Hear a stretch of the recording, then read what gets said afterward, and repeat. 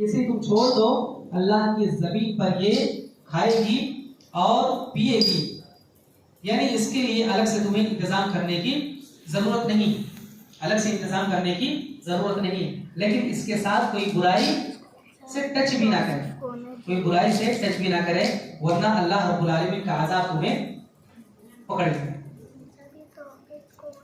هذه ناقۃ اللہ لکم، اور ایک جگہ کہا کہ ناقۃ لہا شرب ولکم شرب یوم معلوم، کہ یہ ایسی اونٹنی ہے جس کی خوراک اور جس کا پینا بالکل الگ ہے، مختلف ہے، یہ تو آپ خود ہی جا کر کے کھا لے گی، تمہیں کچھ کرنے کی ضرورت نہیں، البتہ پینے کا جہاں تک معاملہ ہے تو جو وہاں پر کنواں ہے، کنویں سے یہ پانی پیے گی ایک دن اس کے لیے اور باقی جانوروں کے لیے ایک دن۔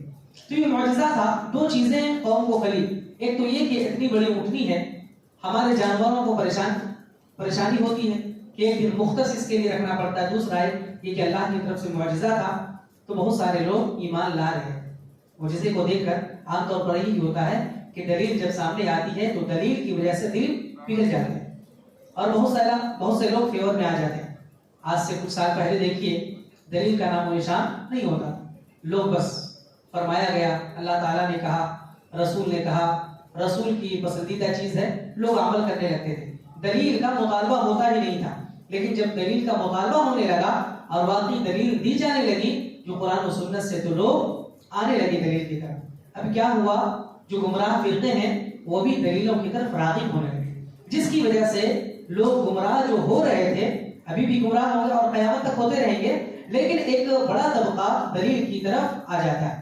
تو قوم صالح کے لوگ بھی بہت سارے لوگ ایمان لانے لگے۔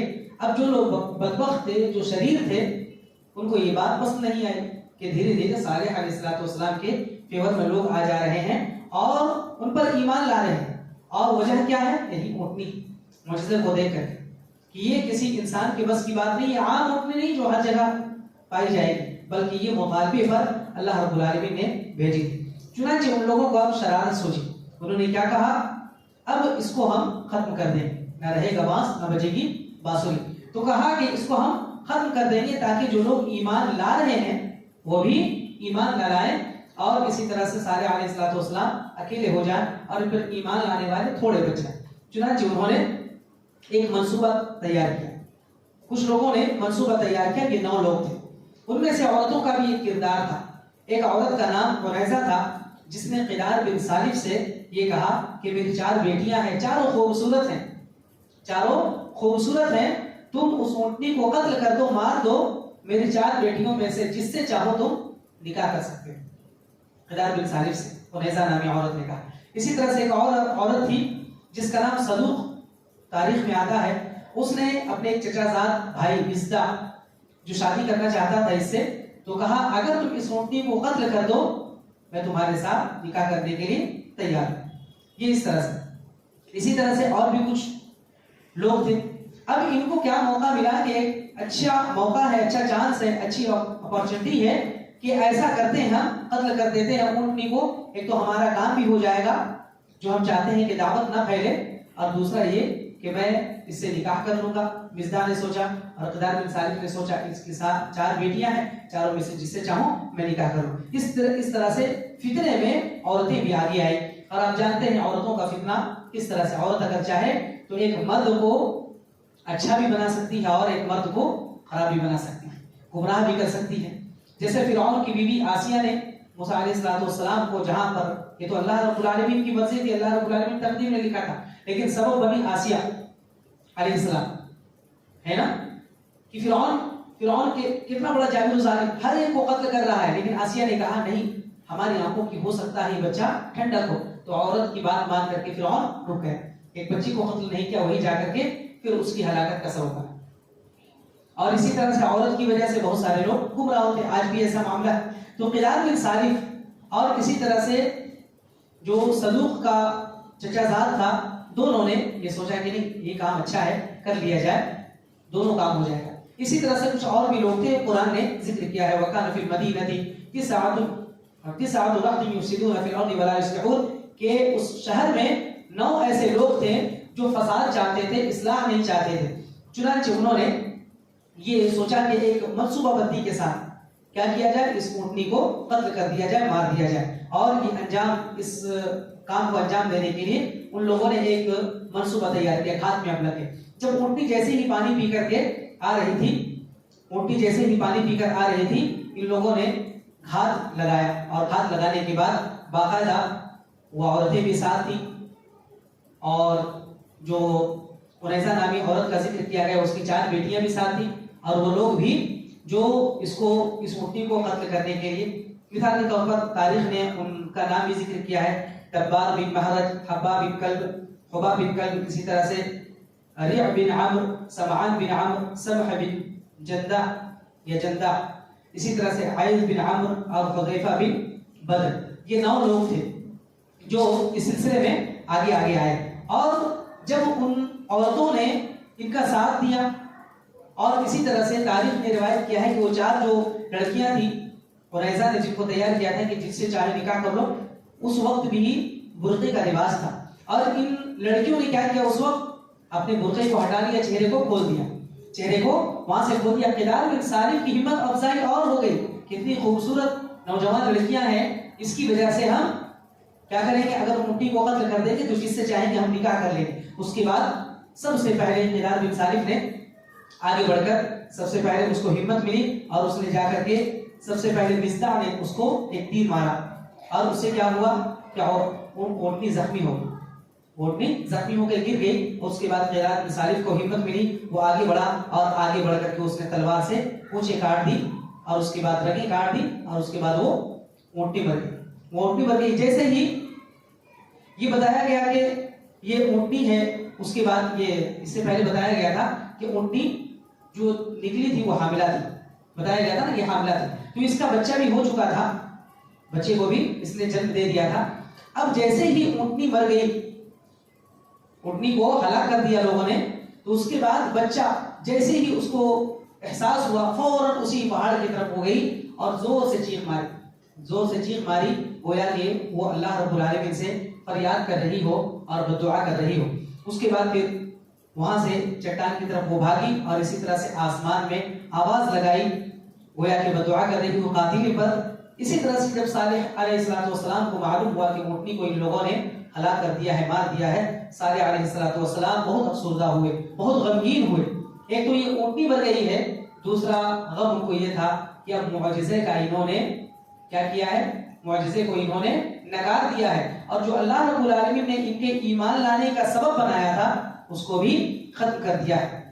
چنانچہ اب ان کو یقین ہو گیا کہ اب یہ قوم بچنے والی نہیں ہے، ان پر عذاب آنے والا ہے.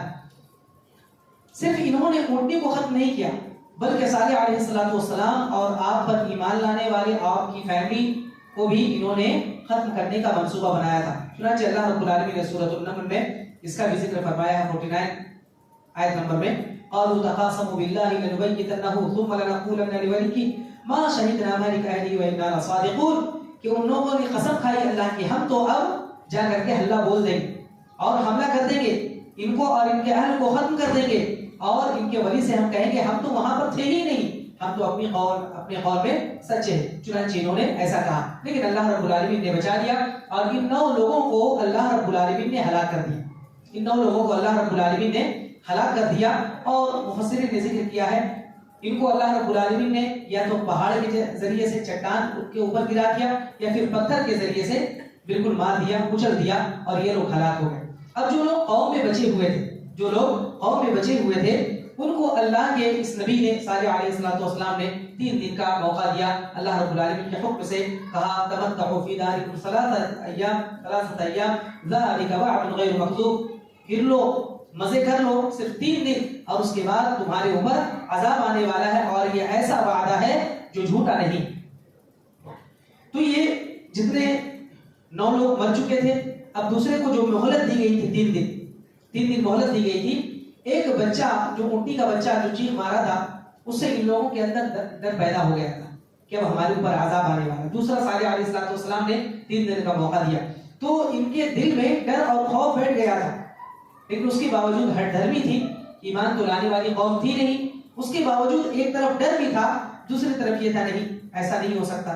چنانچہ 3 دن کا موقع ملا.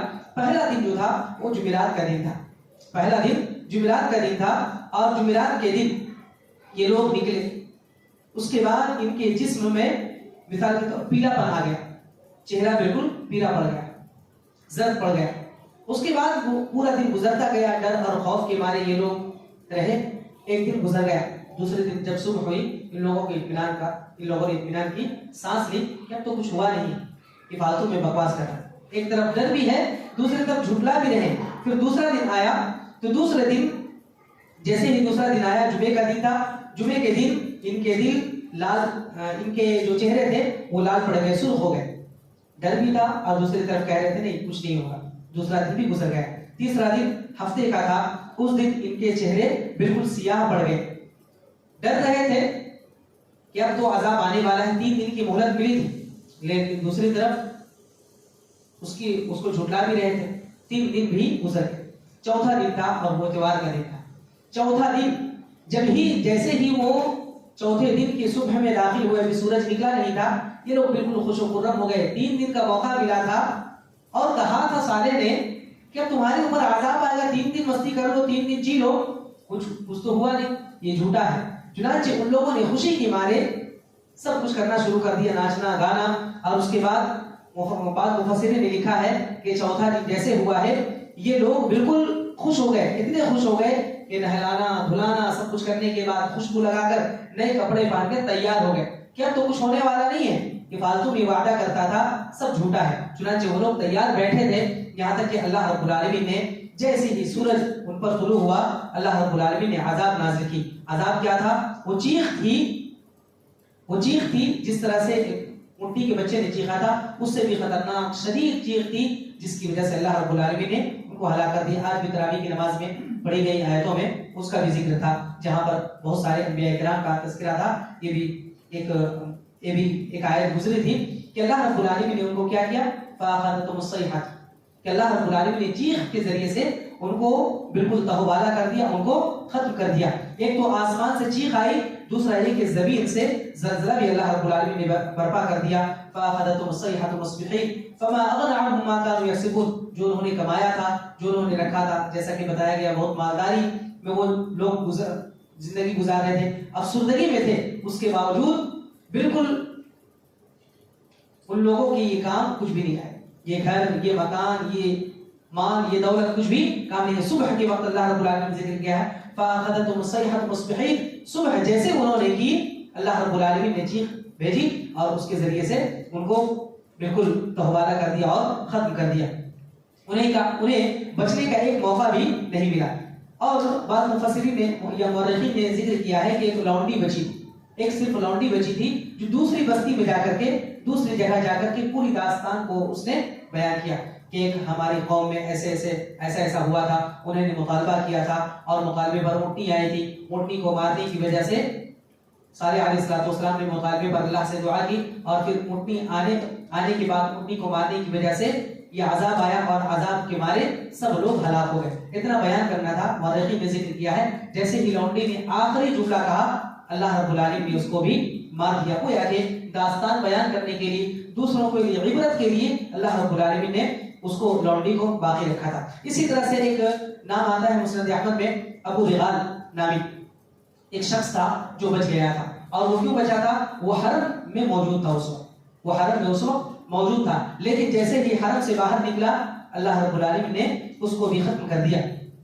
صالح علیہ السلام کو جیسے ہی معلوم ہوا اور صالح علیہ السلام نے دیکھا میری قوم ہلاک کر دی گئی ہے, برباد کر دی گئی ہے, اللہ کے عذاب کا شکار ہو گئی ہے, تو بہت افسردہ ہوئے, بہت غمگین ہوئے اور کہا فتولى عنهم وقال يا اسف وقال يا قوم لقد ابلغتكم رسالات ربي ونصحت لكم ولكن لا تحبون الناصحين. اے میری قوم کے لوگوں, میں نے اپنے رب کے پیغام کو پہنچا دیا ہے اور تم لوگ تو یہ چاہتے تھے تم جیسا کہو ویسا ہم سنیں, ویسا میں کروں گا تمہارے ساتھ, لیکن میں تو خیر خواہ تھا. اللہ رب العالمین نے جو مجھے باتیں بتلائی تھی وہ تمہیں بتلاتا تھا, لیکن تم نصیحت کرنے والوں کو پسند نہیں کرتے. وَلَكِنْ لَا تُحِبُّ النَّاصِحِينَ, نصیحت کرنے والوں کو پسند نہیں کرتے, بس تمہارے ہاں میں ہاں اگر ملایا جائے تو ہی بہتر ہوتا ہے. صالح علیہ السلام نے یہ کہا. میں جہاں تمہیں روکتا تھا کسی چیز سے فوراً میرے خلاف ہو جاتے تھے. تم چاہتے تھے جیسے دوسرے لوگ تمہاری ہاں میں ہاں ملاتے ہیں, تمہارے ساتھ رہتے ہیں, تمہاری اتباع کرتے ہیں, ہم بھی ویسا کریں. ہم تو ایسا نہیں کر سکتے تھے. چنانچہ انہوں نے یہ بیان کیا. اور یہ اسی قسم میں سے ہے جیسا کہ اللہ کے رسول صلی اللہ علیہ وسلم نے بدر کے موقع پر جب مقتولین کو کنویں میں ڈال دیا گیا تھا, اس کے بعد اللہ کے رسول صلی اللہ علیہ وسلم فرما رہے تھے کیا ہوا, اللہ رب العالمین نے تمہیں ذلیل نہیں کر دیا, اللہ رب العالمین نے ہمیں عزت نہیں دی, کیسے تمہیں ہلاک کر دیا. جب حضرت عمر رضی اللہ عنہ نے کہا تھا اے اللہ کے رسول آپ ان سے بات کر رہے ہیں, یہ تو مردے ہو چکے ہیں, یہ تو سن نہیں رہے ہیں. اللہ کے رسول صلی اللہ علیہ وسلم نے اس وقت کہا تھا کہ ہم تم سے زیادہ یہ سن رہے ہیں اس وقت, کیونکہ اللہ رب العالمین نے خاص سننے کا ملکہ دیا تھا, سننے کی طاقت انہیں دی تھی اللہ رب العالمین نے. اور اللہ جسے چاہے سنا سکتا ہے, جس حالت میں سنا سکتا ہے. جہاں پر کچھ لوگ دلیل دیتے ہیں کہ مردے سنتے ہیں, اس دلیل کو بھی پیش کرتے ہیں, یاد رکھیے گا اس دلیل کو بھی پیش کرتے ہیں, جبکہ اسی حدیث میں اللہ کے رسول صلی اللہ علیہ وسلم نے فرمایا تم سے زیادہ یہ سن رہے ہیں, تم سے زیادہ سن رہے ہیں, اور اللہ سنا رہا ہے. اور اللہ جب چاہے جس کو چاہے سنا سکتا ہے. بعض اوقات کے علاوہ مردے سنتے نہیں. اگر مردے سنتے ہیں تو مردے بولتے بھی ہیں, لیکن آج دعویٰ کیا جاتا ہے مردے بولتے ہیں نہیں. مردے بولتے ہیں یا نہیں بولتے؟ بولتے ہیں. کب بولتے ہیں؟ جب مردے کو لے جایا جاتا ہے تو کیا کہتے ہیں, مت لے جاؤ. اگر اچھا ہوتا تو اگر انسان اچھا ہوتا ہے تو کہتا ہے مردہ کہ جلدی لے چلو. اور اگر برا ہوتا ہے تو مت لے جاؤ, وہاں مت لے جاؤ مجھے, یہ کہتا ہے نا. مردہ بولتا بھی ہے, سنتا ہے, لیکن اللہ رب العالمین جہاں پر سنانا چاہے وہاں پر سناتا ہے, جہاں پر وہ بلوانا چاہے وہاں پر بولتا ہے. اسی طرح سے جب دفن کر کے ہم واپس آتے ہیں تو اس وقت بھی مردہ سنتا ہے. لیکن یہ عام کہہ دینا کہ ہر وقت مردہ سنتا ہے کہیں بھی رہے, یہ بالکل حدیث کے خلاف ہے. چنانچہ اس کے بعد حضرت صالح علیہ السلام کا ذکر ہے کہ اس کے بعد مکہ میں رہنے لگے, اور مکہ ہی میں بسیرا انہوں نے شروع کر دیا, بسیرا بنا لیا اس کو. اور اس کے بعد پھر صالح علیہ السلام کے بارے میں مورخین نے لکھا ہے کہ مکہ ہی میں ان کا انتقال ہوا. لیکن یہ تاریخی روایت ہے, کسی صحیح حدیث میں صالح علیہ السلام کا ذکر ایسا نہیں ملتا کہ وہاں پر ہلاکت کے بعد, قوم کی ہلاکت کے بعد وہ مکہ آ گئے ہوں اور وہاں پر رہنا شروع کر دیا ہو اور وہیں پر ان کا انتقال ہوا. یہ تاریخی روایت ہے. اسی طرح سے نبی کریم صلی اللہ علیہ وسلم, دیکھیے نبی کریم صلی اللہ علیہ وسلم کی زندگی میں تبوک جاتے وقت مدائن صالح جہاں پر ذکر کیا قوم ثمود یہ ہلاک کی گئی, تو اللہ کے رسول صلی اللہ علیہ وسلم کا گزر صحابہ کرام کے ساتھ وہاں سے ہوا. تو صحابہ کرام کا عمل یہ تھا کہ وہ کھنڈرات کو دیکھنے لگے. ہم لوگوں کا بھی شوق ہوتا ہے کوئی ایسی چیز ہو, ہسٹوریکل پیلس ہو یا اسی طرح سے تاریخی چیزیں ہوں تو دیکھنے کا شوق پیدا ہوتا ہے, دیکھنے لگے جیسے ہی اللہ کے رسول صلی اللہ علیہ وسلم کو معلوم ہو. اور اسی طرح سے کھنڈرات بھی دیکھ رہے تھے, وہ کنواں بھی دیکھ رہے تھے, باقاعدہ اس کنویں سے انہوں نے پانی لے کر کے آٹا بھی گوندھا تھا.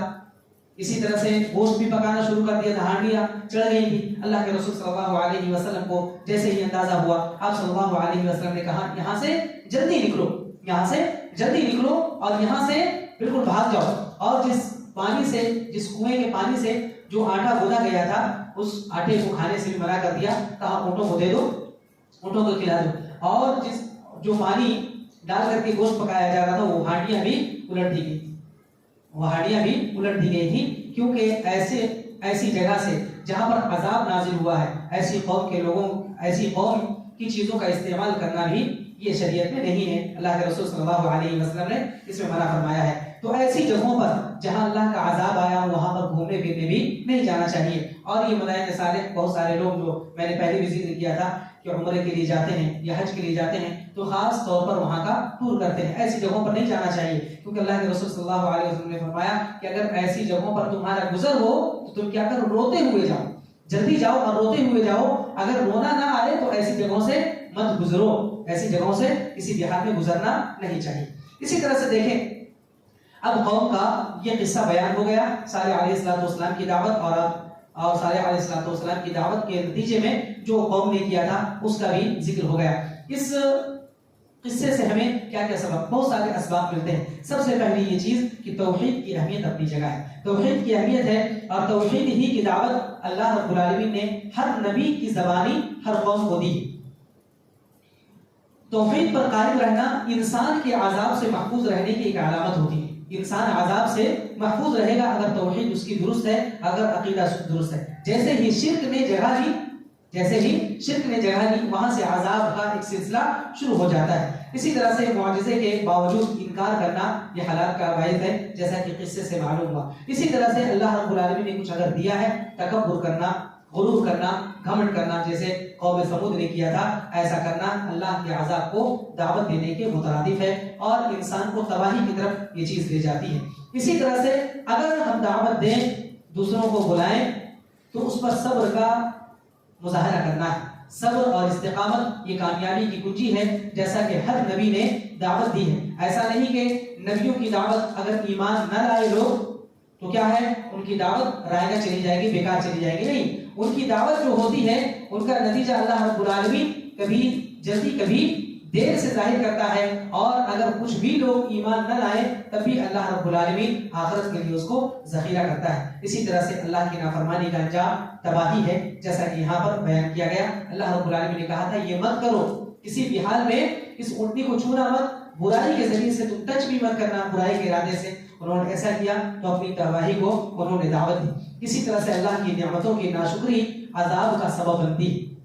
اگر اللہ کی نعمتیں ہمیں ملی ہوئی ہیں تو اس کی ناشکری ان کی ناشکری کسی بھی حال میں نہیں کرنا چاہیے۔ اور نعمت کچھ بھی ہو سکتی ہے، صحت بھی ہو سکتی ہے، عافیت بھی ہو سکتی ہے، وقت بھی ہے، اسی طرح سے مال و دولت ہے، دکان ہے، مکان ہے، اولاد ہے، بیویاں ہیں، شوہر ہے، ان تمام دوست و احباب ہیں، یہ تمام نعمتیں ہیں، کسی کی بھی ناقدری یہ عذاب کا سبب بن سکتی ہے۔ اسی طرح سے انبیاء کی مخالفت دنیا اور آخرت کو برباد کرنے والی ہے، جیسا کہ صالح علیہ السلام کی یہاں پر مخالفت کی گئی۔ ہم بھی اللہ کے رسول صلی اللہ علیہ وسلم کے امتی ہیں، اگر اللہ کے رسول صلی اللہ علیہ وسلم کی مخالفت کرتے ہیں، آپ کی سنت کو معلوم ہو جانے کے بعد، آپ کی سنت، آپ کا طریقہ اور آپ کا اسوہ معلوم ہونے کے بعد بھی اگر ہم مخالفت کرتے ہیں تو گویا کہ اللہ کے عذاب کو ہم دعوت دے رہے ہیں، اور گویا کہ ہمیں اللہ رب العالمین کی نعمتیں نہیں چاہیے، یا اللہ رب العالمین جو ہم پر انعام کرنا چاہتا ہے دنیا میں ہو یا آخرت میں، تمام چیزوں کو ہم ان تمام چیزوں کا انکار کر رہے ہیں یا نکار رہے ہیں کہ ہمیں نہیں چاہیے،